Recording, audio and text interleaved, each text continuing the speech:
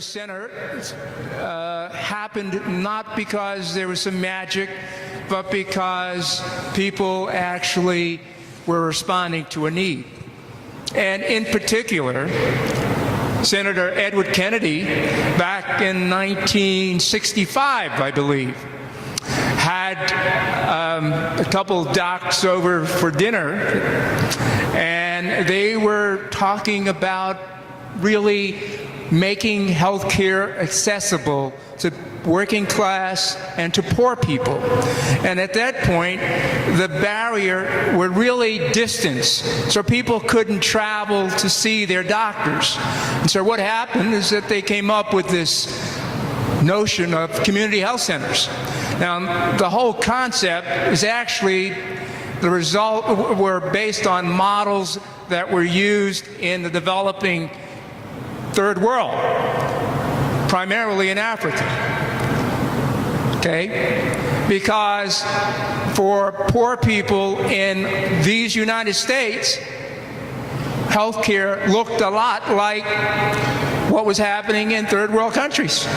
And in some parts of the United States today, it still looks a lot like that. So Edward Kennedy and the two doctors that were from the University of Tufts decided that they would create this model.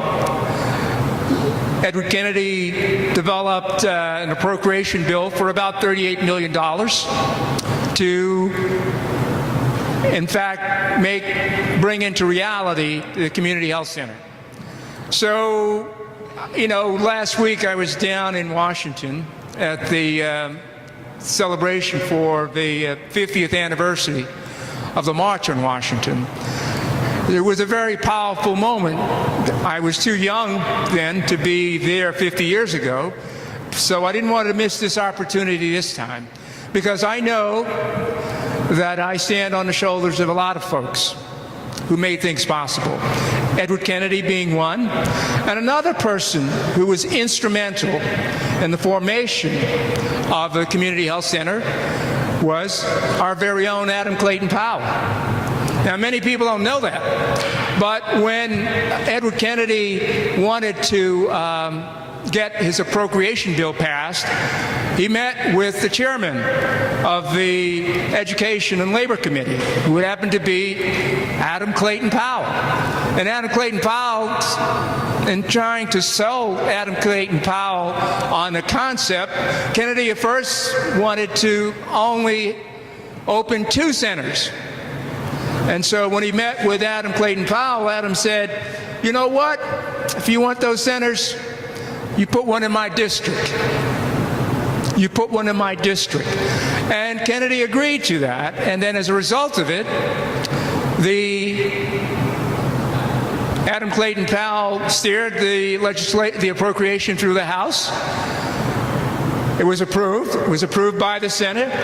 And then that was the beginning of community health centers. It was the actual beginning of community health centers. Now, that part of history and Adam Clayton Powell's connection is not widely known.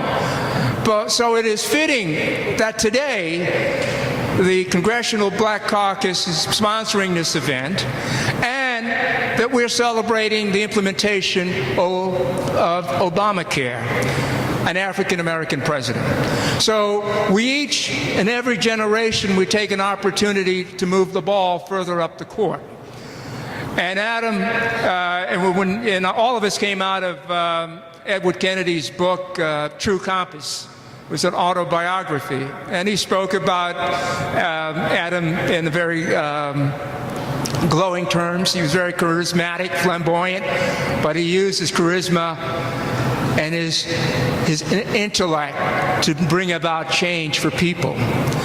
So that's the background and some of the context. So out of that movement, we've had nationally roughly about 9,000 community health centers nationally today, with serving about 22 million people.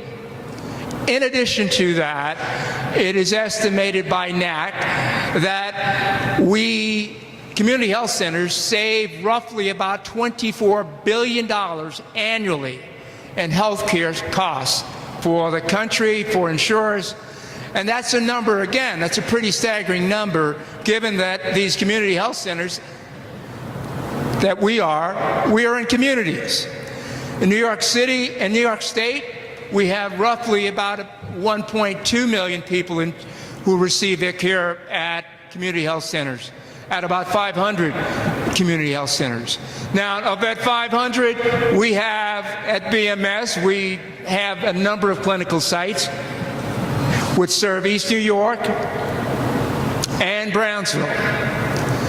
Now, what is the difference between a community health center and just a regular doctor's office and ambulatory care center? The difference is that we are at the street level. We meet people where they are.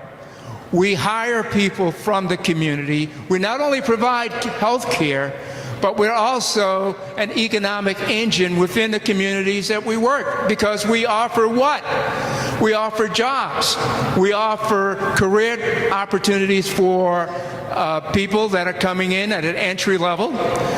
And we make an incredible difference in the community because we offer gold standard health care. Our community health center is Joint Commission accredited.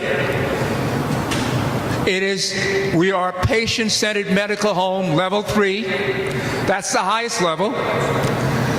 We are also diabetes recognition. That means that we provide the highest level of care to diabetics. Higher level than care, a level of care that might be higher than some private practices and maybe higher than some other institutions that don't have that gold seal.